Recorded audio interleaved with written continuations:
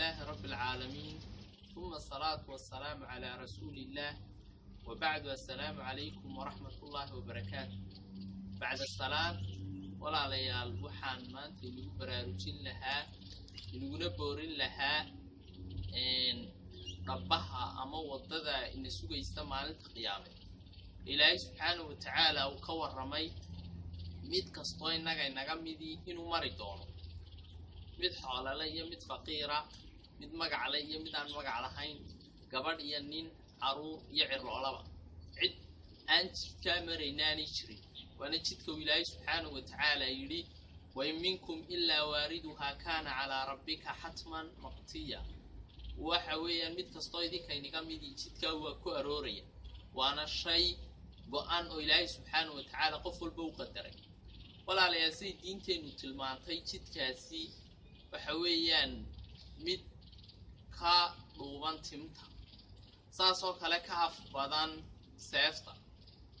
waxaanu dhinacyada ku leeyahay kalbada waaweyn oo dadka maraya markaa qabsanaya wuxuu dul saaran yahay naarta jahannama oo dadku Ilaahay subhanahu wa ta'ala adduunka ku caasi jiray ee ugu tala galay naarta ku tuuri doona marka jidka marayaan naarta jahannama walaalayaal diinteenu waxay tilmaamaysaa dadku wadada iyo jidka siraad say uga gudbayaan inay ku kala gudgedsan yihiin dadka qaar waxay uga gudbayaan si degdeg oo fudud qaar waxay ku dhaafayaan sida dabeesho kale qaar waxay ku dhaafayaan silbrit qaar sida fardaha dheereeyo qaarna kalbadaha saxaganaya oo ma garanaysaa iyagoo dhaawacyo waaweyn wata ay ka gudbayaan qaarna dhaafi maayaan naarta jahannama ay ku hoobanayaan oo jidkaaba ma dhaafayaan waxa dadkana saa u kala duubay waxa weeyaan qof walba amalkiisi iyo adduunka siduu joogay siduu ahaa unbu ku maray hadad walaalayaal maanta aynu doonayno inaynu nafahina xisaabino jidka ayna sugayana aynu ma garanaysaayay si fahano bal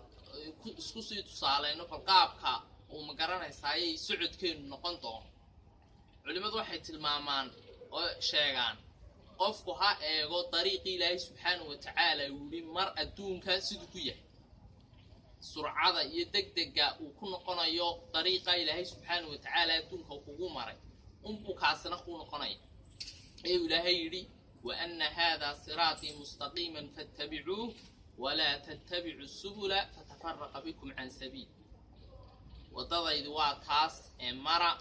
oo wadooyinka kale ka hareera baxaya ee wadooyinka shaydaan hamarina maanta isweydii sidaad ku tahay dariiqi Ilaahay subhanahu wa ta'ala qamray inaad adduunka ku marto haday tahay salaad haday tahay cibaado haday tahay ma garanaysaa xuquuqdii Ilaahay subhanahu wa ta'ala uu ku saaray sidaad ku tahay mid u degdega oo mar walba ka fakaraya ma gutay ma tahay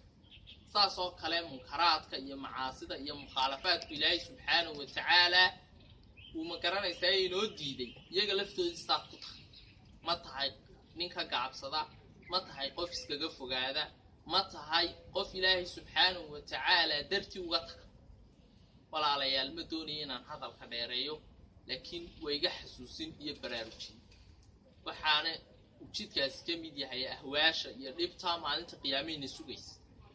inaynu qaflada ka baxno oo aynu ku xisaabtano una diyaar garownana walaalayaal waa loo baahan kalimaadka